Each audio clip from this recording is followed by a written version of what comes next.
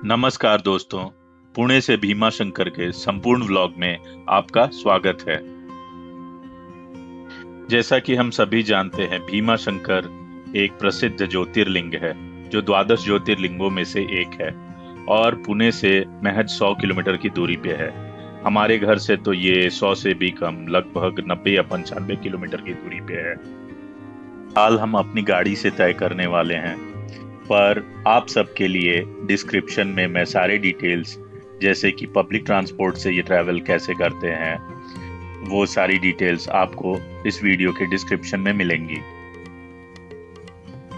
पुणे से भीमा शंकर जाने के बेसिकली दो रास्ते हैं। एक नासिक हाईवे से मंचर से कट निकलता है भीमा शंकर के लिए, उस रास्ते को फॉलो कर सकते हैं। वो रास्ता काफी अच्छा है, स्मूथ है, घाट भी कम मिलते हैं। दूसरा रास्ता जो है वो खेड होकर जाता है, जिसके थ्रू हम जा रहे हैं।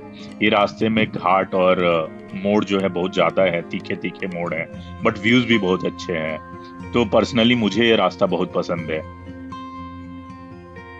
तो अब व्यूज आने शुरू होने वाले हैं। ये देखिए, सामने जो नदी दिख रही है, जो वाटर बॉडी दिख रहा है, ये एक्चुअली में भीमा नदी है, जो भीमा शंकर से ही निकलती है। और ये व्यू बहुत ही सुंदर है, जो मैं वीडियो में नहीं दिखा सकता, क्योंकि यहाँ जो स्टीपनेस है, जो ढलान है, वो एक्चुअली वीडियो में कैप्चर नहीं किया जा सकता। आप जब आएंगे तो आपको रियलाइज होगा कि ये कितनी तीखी ढलान है। ये जगह भी वाकई में बहुत सुंदर है, और मैंने पिछली बार देखा था कि काफी लोग नदी के पास रुक कर नहा भी रहे थे। मैंने भी सोचा था कि रुक जाऊं, पर हमारे पास समय नहीं था, साथ में फैमिली थी, बच्चे थे। तो नदी की जो धारा है वो भी बहुत ज्यादा है, उस कारण भी मन में एक थोड़ा सा डाउट था, रिजर्वेशन था कि हम यहाँ रुकें, नहाएं तो पता नहीं बच्चों के लिए कितना सेफ होगा या नहीं होगा। जैसा कि आप देख सकते हैं, लेफ्ट साइड में अभी भी नदी दिख रही है, और थोड़ी दूर जाकर पे यहाँ पे गाड़ी पार्क कर सकते हैं, क्योंकि रोड नैरो है तो पार्किंग का भी एक बार सोचना पड़ता है। आगे में लेफ्ट साइड में आप देख सकते हैं व्यू पॉइंट्स बने हुए हैं। कभी कभी तो यहाँ खड़े होने की भी जगह नहीं होती, खास करके बरसात में। बरसात के दिनों में बहुत भीड़ होती है यहाँ। ये देखिए, चढ़ाई शुरू हुई है, कितनी तीखी चढ़ाई है। एक्चुअली इस घाट की खासियत है कि हर जगह ऐसी ही चढ़ाई और उतराई मिलेगी। तो अगर आपने जस्ट ड्राइविंग स्टार्ट किया है तो अपने साथ किसी और को भी लेकर चलें जिनको अच्छी ड्राइविंग आती हो। भीमा शंकर का खासकर ये जो रास्ता है वो बिगिनर्स के लिए नहीं है। रास्ते हर जगह बिल्कुल भी संकीर्ण है, सिंगल रोड है। अगर सामने से ट्रक आ जाए तो कभी कभी तो ऐसा होता है कि आपको गाड़ी साइड में लगानी पड़ती है उनको पास देने के लिए। और साथ ही साथ आपको ये भी ध्यान रखना पड़ता है कि आप घाट में गाड़ी चला रहे हो, तो कहीं आपको तीखी चढ़ाई मिलती है। तो यूजुअली क्या होता है कि मैं फर्स्ट गियर में ड्राइव कर रहा हूँ या सेकंड गियर में ड्राइव कर रहा हूँ, और अगर गाड़ी रुक जाए तो उसको दोबारा से उठाना, मतलब जिसको गाड़ी को उठाना कहते हैं, वो मुश्किल पड़ता है। फिलहाल मैं तो चौथी बार आ रहा हूँ, इसलिए मुझे इस रास्ते का अच्छा खासा अनुभव हो चुका है। और मेरे पास एक एसयूवी है, जिसे इस रास्ते पे ड्राइव करना उतना मुश्किल नहीं है, काफ़ी हेल्पफुल है और काफ़ी इजी टू ड्राइव है, तो मुझे प्रॉब्लम नहीं हो रही। बट आप देख सकते हैं रास्ता कैसा है, बहुत ही सुंदर है, बिल्कुल ही नैसर्गिक सौंदर्य है, नेचुरल ब्यूटी है। तो लगभग 3 घंटे के ड्राइव के बाद ऐसे ही रास्तों पे चलते हुए थोड़ी दूर बाद हम अपने होटल पहुंचेंगे।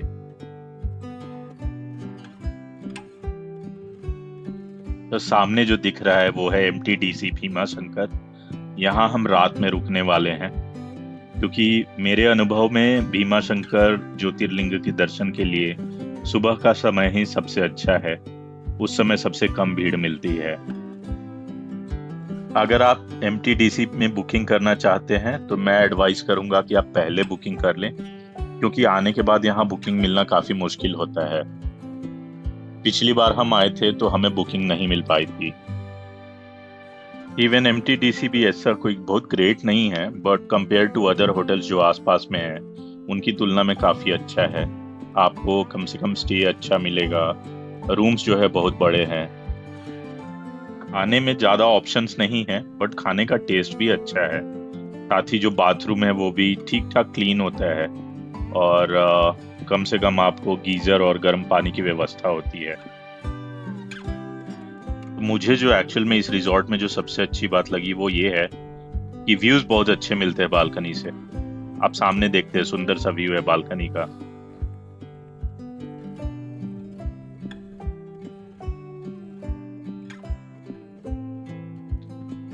इस बालकनी से फिलहाल हम एंजॉय कर रहे हैं आज का सुंदर सा सूर्यास्त का नजारा, जिसके बाद हम खाना खाकर आराम करेंगे और कल सुबह निकलेंगे भीमाशंकर ज्योतिर्लिंग दर्शन के लिए।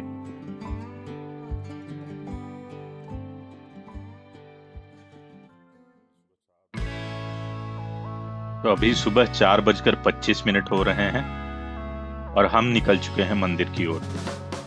यहाँ से 9.5 किलोमीटर और सिर्फ 20 मिनट का रास्ता है। तो होपफुली हम 5 बजे तक, जो मंदिर खुलने का समय है, तब तक मंदिर पहुंच जाएंगे और हो सके तो जल्दी दर्शन करके बाहर निकल आएंगे। तो हम निकल चुके हैं। आप जैसा देख सकते हैं, ठंड के कारण फॉग जम गया है विंड स्क्रीन पे। यहाँ से 20 मिनट हमें अंधेरे में ही ड्राइव करना है। ये ड्राइव भी मजेदार होने वाली है।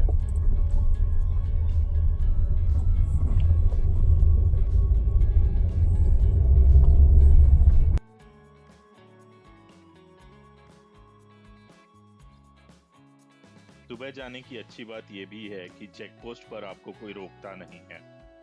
नॉर्मली अगर आप दिन में आएंगे तो आपसे आई थिंक 100 या 50 रुपए का एंट्रेंस फी होता है, बट सुबह सुबह वहाँ कोई भी नहीं होता, तो आप फ्री में इंटर करते हैं। सेम चीज़ पार्किंग के लिए भी अप्लाइड होता है, क्योंकि पार्किंग भी सुबह में बिल्कुल फ्री मिल जाता है, और खासकर आप मंदिर के पास में पार्क कर सकते हैं।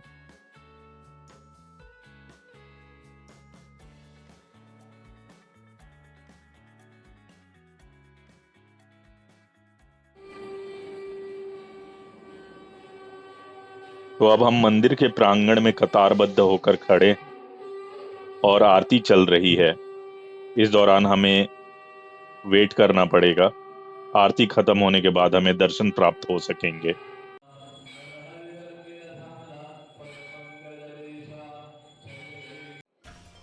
सुबह सुबह भी अच्छी खासी भीड़ थी और दर्शन में हमें पूरे 1 घंटे लगे। 5:04 पे हम कतारबद्ध हुए थे और 6:04 पे हम बाहर आए हैं। सामने है गर्भगृह।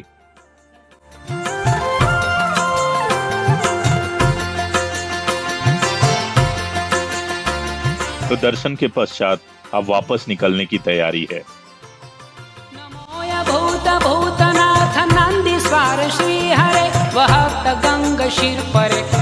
तो भीमाशंकर ज्योतिर्लिंग को हमारा इस ट्रिप में आखिरी प्रणाम।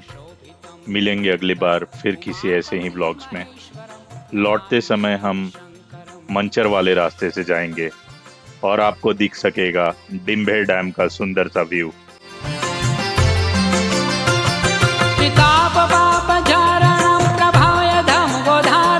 समस्त सृष्टि धारणम मांगल्य मृत्यु कारणम अगम अनादि आशुतोष दुर्जटी धुरंधरम उमापति महेश्वरम नमामि